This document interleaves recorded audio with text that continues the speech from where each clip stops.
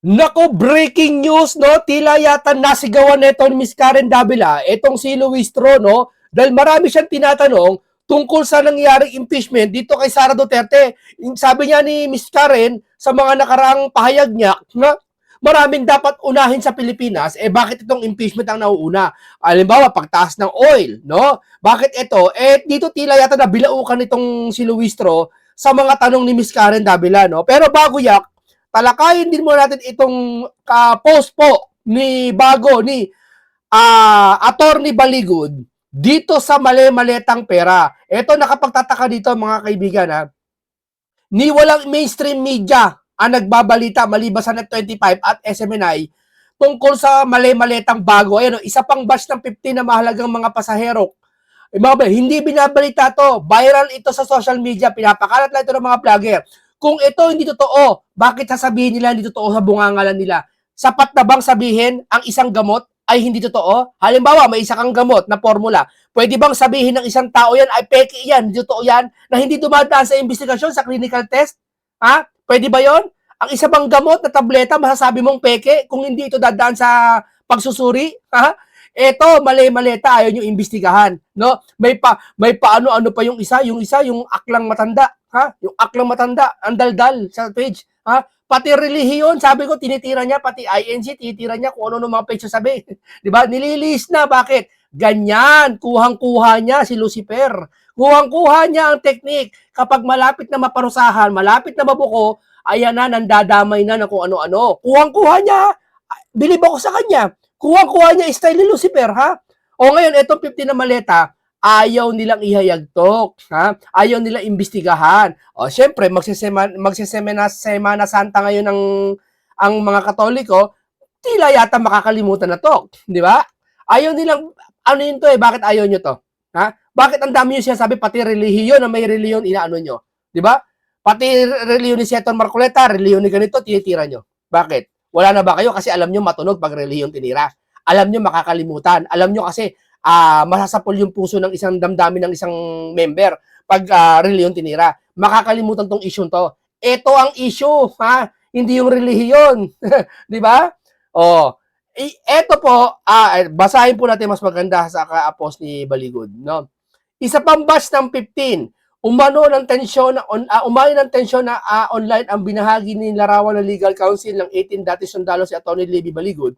Nagpapakita umano'y ng batch ng mga mali-maleta ng kaugnay pa rin sa umiinit na issue na tinaguriang maleta scheme. Sa kanyang social media, direkta niyang sinabi, isa pang batch 15 na mahalagang mga pasahero, maleta administrasyon. Sa naturang larawan, nakikita ang isang helicopter na kaparada sa isang open tarmac o land hangar area. Sa harapan ng helicopter, kapansin-pansin ang hanay na humigit kumulang 15 malalaking hard case, luggage na nakaayos sa dalawang linya, iba-iba ang kulay ng mga maleta. Sa magkabilang gilid ng hanay, makikita ang dalawang individual na naka-reflective safety vest na tila bahagi ng ground crew o logistic team. Ang kanilang presensya ay nagpapahiwatig na ang maleta ay nasa proseso ng paghahanda para sa transportasyon. Bukas ang pintuan ng helicopter na tila handa na tanggapin ng kargamento. Ang posisyon ng mga maleta, direkta nakaharap at bukas sa cabin ay nagbibigay impresyon ang mga ito sa susunod na isasakay.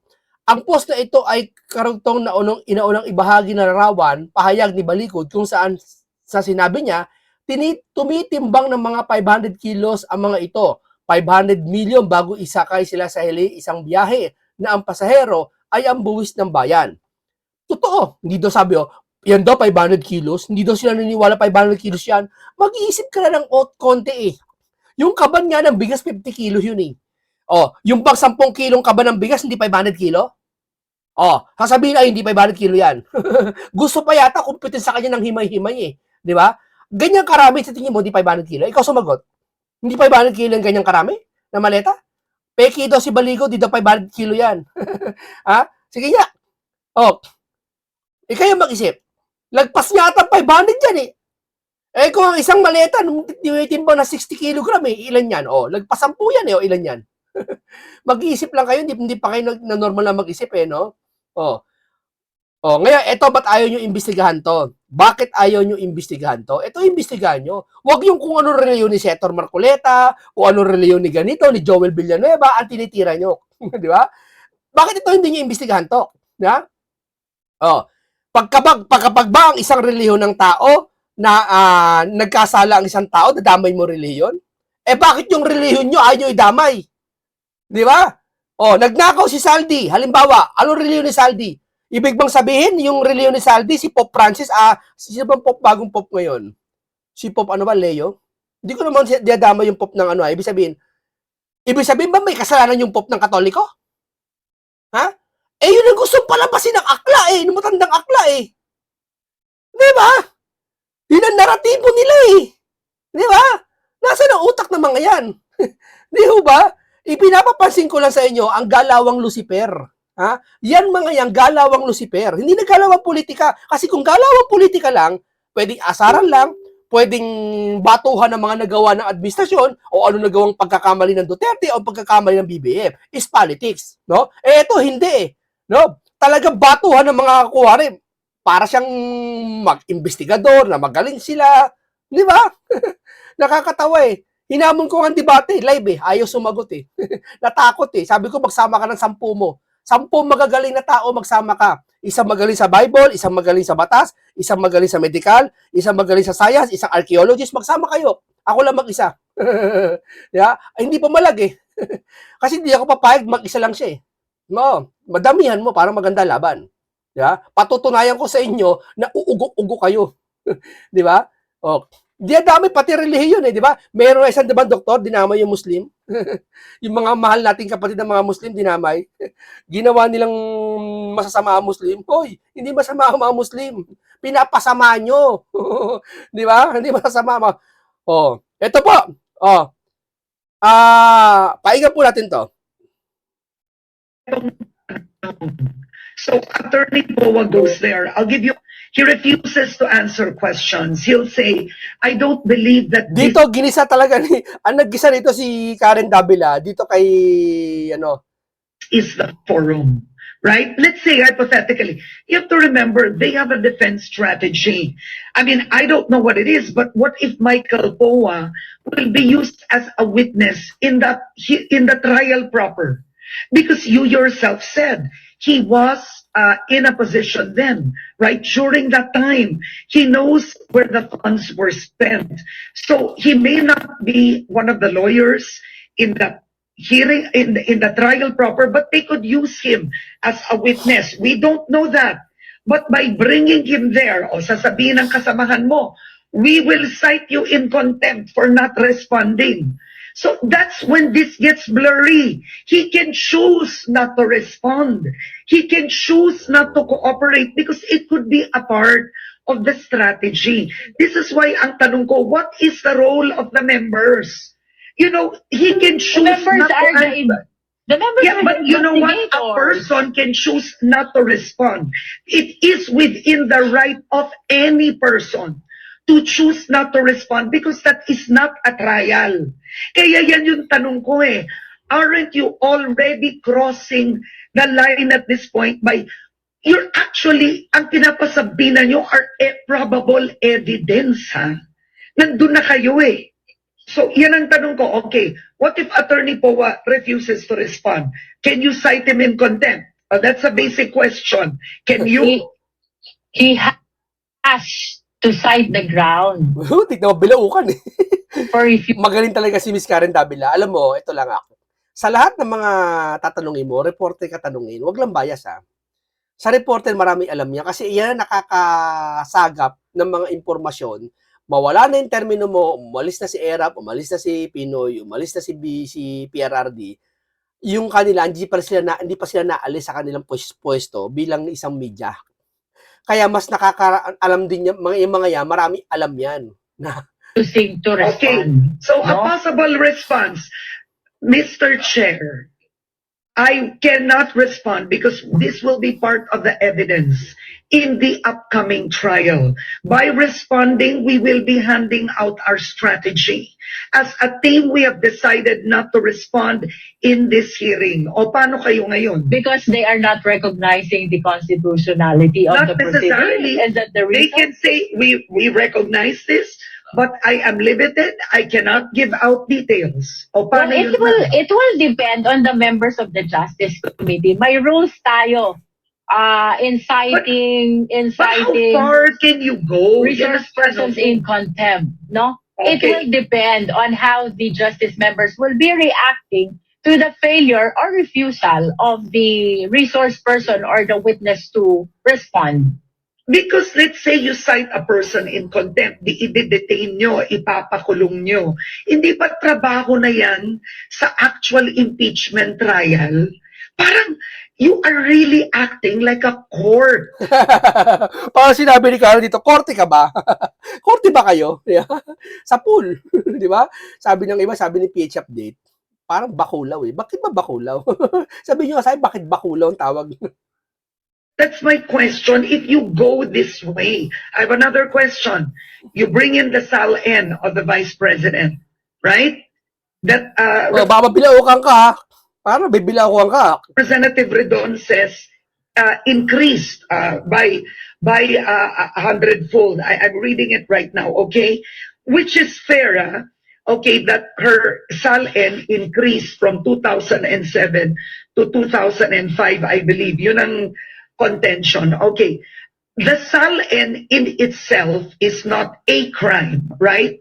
But she has to defend how her SAL-N increased. O eto tanong ko, ma'am. By defending it in the House, is not that already a trial? He is part of the investigators and it is incumbent upon him to know the truth behind these allegations. It could be belying the allegation in the complaint. It could be proving the allegation in the complaint. So itong mga searching questions, no, which will be raised on the basis of this Because- SAL-N by because let's Congressman say- Ridon will have no certainty yet as to its result, diba? So what is being done here really, or what will be done by the investigators or the justice members, are to raise questions, to investigate whether there is basis really enough to constitute probable cause in the allegations in the complaint. Remember, Karen, na-declare siyang sufficient in form, na-declare siyang sufficient in substance, na-declare din siyang sufficient in ground. Under the rules, So and why even not send under it to a vote already? It's already been declared sufficient in because grounds. it is in Why the not rules. send it to a vote? That's it. Napahawi na siya. Ha? Napahawi eh. Oh, napahawi eh. Punas sa walang pawis eh. Di ba? Parang gusto sabihin dito, parang nabibigla siya sa sabi ni Ma'am Karen Davila. Because it's in the rules. Because And the then you rules have... provide for a hearing proper. What Okay, are we but supposed to ma'am, do? but ma'am, isn't this also an opportunity for grandstanding to No. Oh, napipiko itsura. elongate the hearing? You know, No. Ginisa ni Mas Karen Davila, wasak. Durog. instead of the Vice President having her day in court in the Senate. And frankly speaking, I'm being objective here. These are legitimate academic questions that are now being taken up by law students if the House Justice Committee is going overboard. Yun yung tanong in classes today. Alam mo, ang isang tao talaga na hindi alam ang sasabihin. Parang fishing expedition na nga nangyayari. Parang fishing expedition, di ba? Alam niyo naman fishing expedition, di ba? Naghihintay na magkamali yung isang tao. Nanguhula sila, wala silang ebidensya. Ang hirap, no, para mabibilaukan sila sa sagot nila, no? Hindi katulad ni Ma'am Karen, dire-diretso. Kasi alam ni Ma'am Karen, nasa tama yung kanyang tanong. Yeah? O ito, paigyan natin kay si Miss Harry Roque. Mr. Harry Roque. Attorney Harry Roque. No? Magandang umaga po sa inyong lahat. Ako po ay nagagalak naman po na talagang napakalaki nung naging selebrasyon natin ng kaarawan ni Tatay Digong. No? Patunay na bagamat isang taon na mula ng kinidnap si Tatay Digong, hindi pa rin po humuhupa ang pagmamahal ng ating taong bayan kay Tatay Digong. At ang pagmamahal naman po ay hindi dahil siya ay Rodrigo Duterte, kundi ang pagmamahal ay dahil doon sa liderato na ipinakita niya.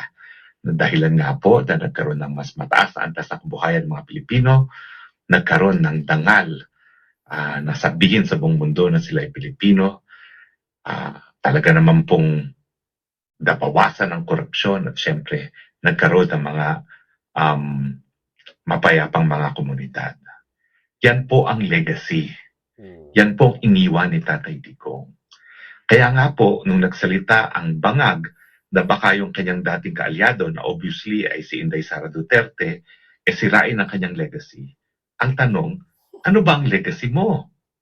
Unang-una, ano bang nangyari sa ekonomiya nung ikaw ay naging presidente? Bumagsak sa all-time low ang ating piso. Bumagsak sa all-time low ang Philippine stock market. Dumami, mahigit sa kalahati ng Pilipino ang nagsasabing nagugutom sila. Yung mga vlogger, Tumaas mga vlogger ang na ating unemployment. yung mga vlogger na bangag, hindi nila siya sabi yung totoong dahilan na ba't nagugutom ang Pilipino. Kasi busog sila eh. Nagbablog sila, kumikita sila. May pera sila. Kaya hindi nila masasabi yung ano talagang gutom. Ganyang kawawalang hiyayang mga yan. Alam nila yung katotohanan, ayaw nilang tanggapin. Di ba? Na ang Pilipinas bagsak sa panahon ngayon. Di ba? Sasabihin naman nila, bakit sa panahon ni Duterte? Bakit? Si Duterte ba tinutukoy ko? Wala akong pakialam kung tutukoy mo. Itong sitwasyon ngayon, yan ang hirap sa kanila, pati palengke sa Malacanang. Pag sila natatanong na aalanganin sila, ikukumpara nila yung dating administrasyon. Bakit ikaw, yung administrasyon ng nakaraan, tahimik ka, ba't ngayon ang ingay mo? Gaganyanin ka nila eh. Di ba? Ano pa kailan mo kung tahimik ako nakaraang administrasyon? Ang maingay ako? Ibig ba sabihin nun na hindi ako maingay ng nakaraang administrasyon at maingay ako eh? Tama na yung ginagawa nyo ngayon? Yung ba gusto nyo palusutin? 3 to 5%. Ang inflation patuloy, hindi tumitigil. Ang dollar reserves natin kumukunti na. Ang korupsyon talagang lumobo. At 90, 80, 98% ng ating mga kababayan ay nagsasabi na talagang talamak ang korupsyon sa gobyerno ngayon. Talamak nga eh, pero ang sabi nila, Duterte daw may nagsimula niyan. Ayaw na tanggapin na karaan ito. Ano ba naman kayo? Kung Duterte niya, imbestigahan nyo na. Simulan nyo na. Dami nyo sinasabi. Di ba? Dami nyo puro kayo forma eh. Wala kayo pinagkaiba sa mga mataas nangangarap lang eh. Magtatayo ako ng building. Pero wala namang hanggang ngayon, walang building. Puro kayo forma, puro kayo pangarap eh. Mag-iimbestigahan ng Duterte, imbestigahan ng mga Duterte. Imbestigahan nyo, sama nyo si Pulong. Sama nyo sila, basta gusto nyo. Imbestigahan nyo, ba't ayaw nyo? Di ba? Para matapos na. Para pag nalaman na walang korupsyon ng Duterte, next nyo naman itong administrasyon. O ayaw nyo pa rin. Puro kayo amba hanggang sa matapos ang termino. Na gusto niyo ipahiwatig sa mga tao na ang Duterte is corrupt, hindi kayo. Hindi ho ba? Wala naman sinabing talagang kayo ang corrupt eh. Ang sabi lang, mag-imbestiga sa nangyaring korupsyon. Magkaiba yun. Yan ba ang legacy na sinasabi ni Bangag na masisira ni Inday Sara Duterte? Well, kung yan ang legacy na pinagmamalaki niya, dapat nga sirain niya ni Inday Sara Duterte dahil dapat itigil na itong korupsyon na laganap sa administrasyon ni Marcos, hindi lang sa flood scam, kundi pati na dun sa mga tinatawag na mga ayuda na alam natin na pinagkakapirahan ng mga korap. Siyempre, pagdating sa infrastructure, sa flood projects, flood control projects, nangunguna pa rin ang Bangag. Dahil sabi nga ni Zaldico, 100 billion ang kanyang insertion na 25% ng kanyang kinita. At ngayon, sa pangtao ng budget ng proposed ng 2027, anong sabi ni Zaldico, no? Na yung 500 billion daw na nakalaan para sa mga insertions ng Kamara de Representante, pati yung ngayon, pinagdidiskatahan daw na mag-ama. Yan ba ang legacy na sinasabi niya na baka mawarak ni Inday Sara Duterte? Well, kung ikaw ay nasa tamang pag-iisip, Bangag, talagang dapat masira yung ganyang legacy. Dapat matigil ng korupsyon. Dapat ang pera ng kaban ng bayan napupunta sa mga proyektong pinakikinabangan ng taong bayan. Dapat ang pera ng taong bayan dapat nagagastos para sa libreng gamot at libreng paggamot na naisabatas na natin sa Kongreso sa Universal Healthcare na ngayon po ay ginagamit para sa flood control projects at para sa mga proyekto na nabayaran na through foreign assisted projects. Dapat talaga mapababa ang presyo, matigil ang inflation, at talaga naman pong dito sa administrasyon ni Marcos Jr., walang tigil po ang pagtaas ng presyo ng bilihin. Dapat lumakas muli, magkaroon ng kumpiyansa muli ang buong mundo sa piso dahil nabalik ang tiwala nila sa gobyerno na namumuno. Kaya naman po nawawalan ng balur ang piso dahil walang kumpiyansa ang lahat ng mga daigdigan dahil nga po sa korupsyon. Alam nila na talagang hindi natin makakamit ang lahat ng ating layunin kung talamak ang korupsyon at 98% ng ating Ayaw nga nilang simulan imbestigahan. Kung sila nasimula ng investigasyon, sana ito sabihin ko sa inyo, kahit si Sara Duterte maupo, kung halimbawa si Sara hindi mangungurakot, hindi pa rin mapipigilan ng korupsyon sa babae. Bakit? Wala kasing parusa na ginawa ngayon. Ibig sabihin, sa susunod na election, manalo ba si Sara, may maari magpatuloy pa rin ng kurakot. Kasi hindi naman mapipigilan niya kahit ikaw, yung mismong nanay ka na nga, anak mo nagloloko pa eh. Nasa isang bahay na lang kayo yung anak mo nakapagloko pa eh. Tama? Kuha niyo analogy ko? Ha? Yung ina nga lang, pinalaki mo yung anak mo, nasa bahay mo na araw-araw, pinagsasabihan mo na, isang araw nagloko pa yung anak mo eh.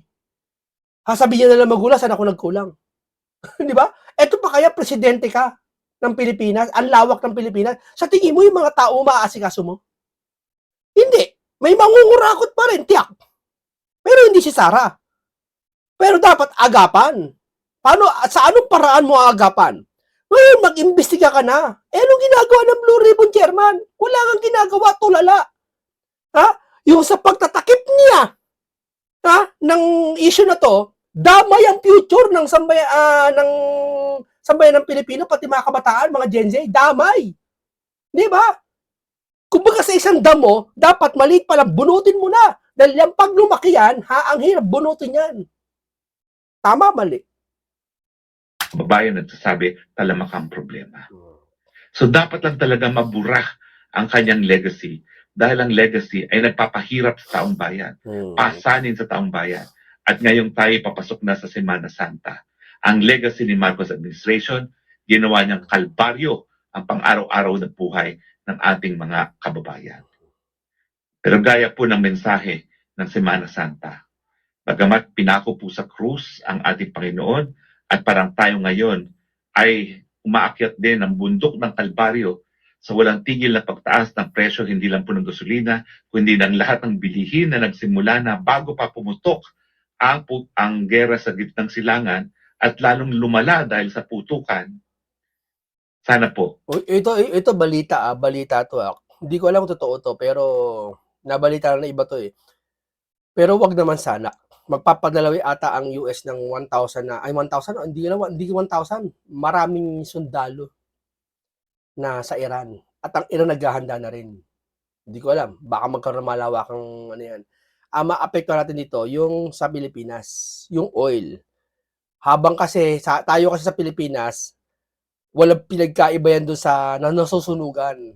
No? Yung mga politiko natin, kukumpara ko iba, hindi lahat.